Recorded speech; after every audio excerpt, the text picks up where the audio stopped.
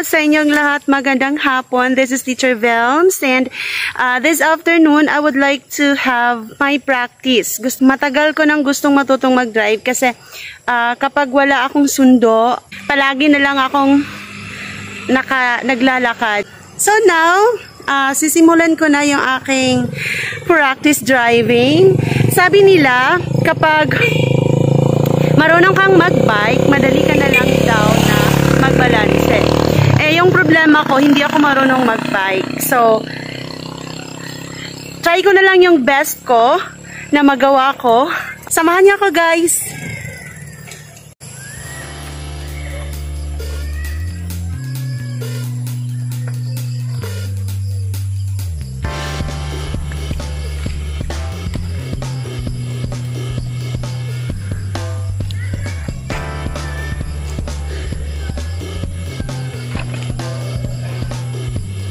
Good luck to me!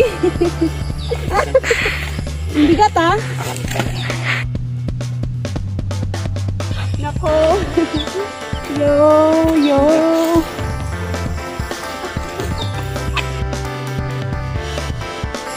So since hindi ako marunong mag-bike, the first thing na gagawin ko ay magpa-practice muna ako ng balancing.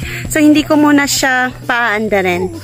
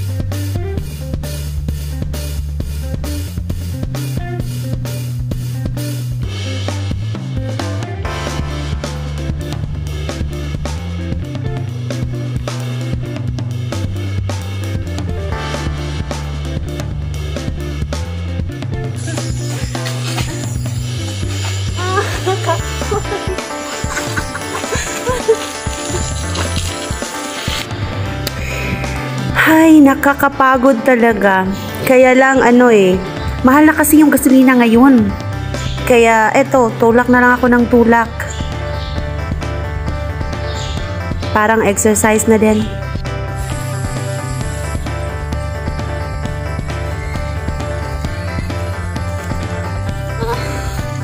Nakapagod. Nun?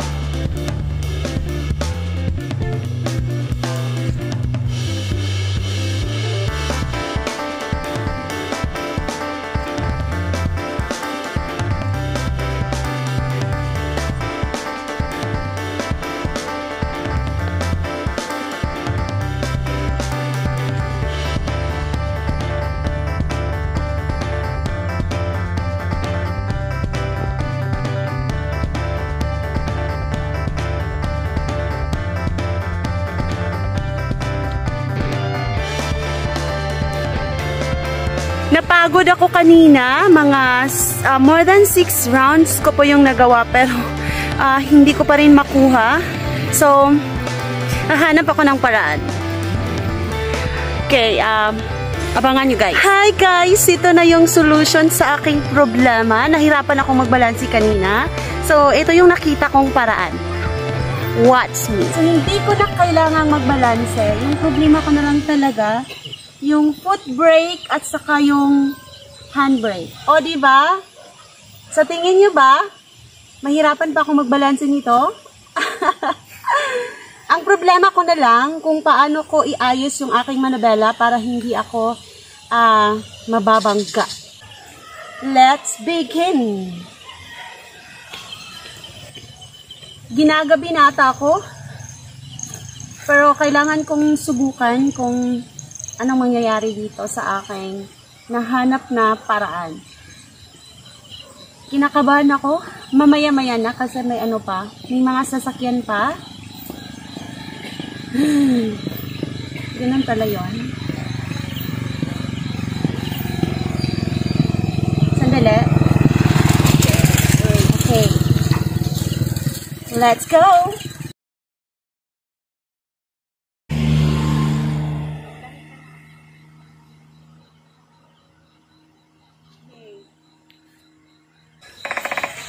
Ang bigat ng manibela.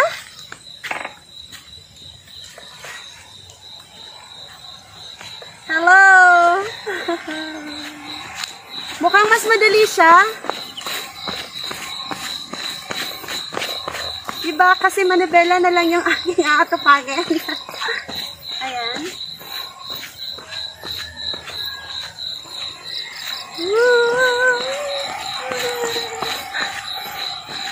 Naku, mahirap pa rin pala.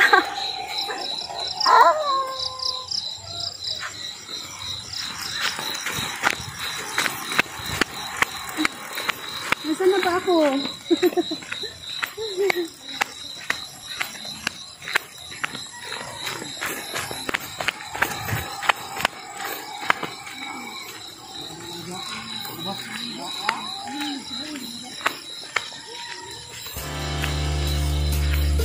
Yay! Oh, nunong.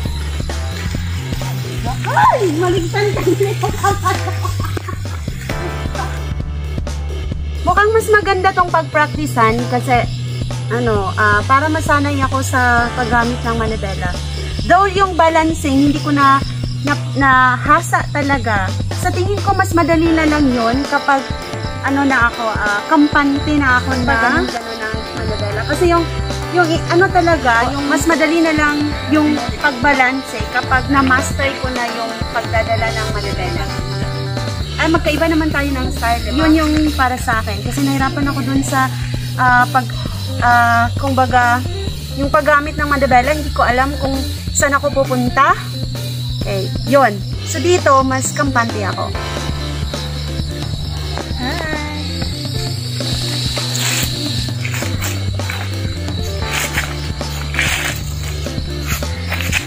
Ang bigat!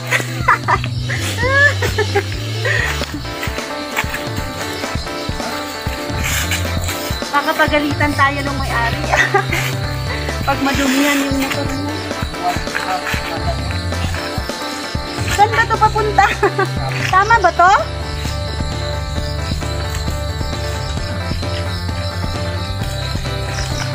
Ang bigat!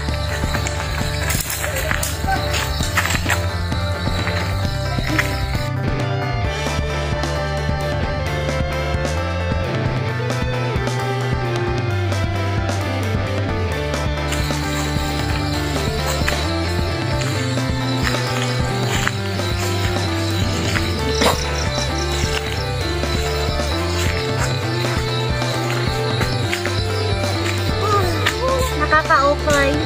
Ang bigat.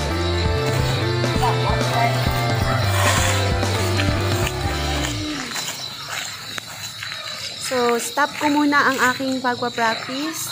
Next time naman, maraming salamat po. So, ito yung aking Bunso. Hi, Bunso. Kayong ate. Na nako, napakamahiyain. Tinatago yung kanyang mukha. Ay, nako. Hi. Yon.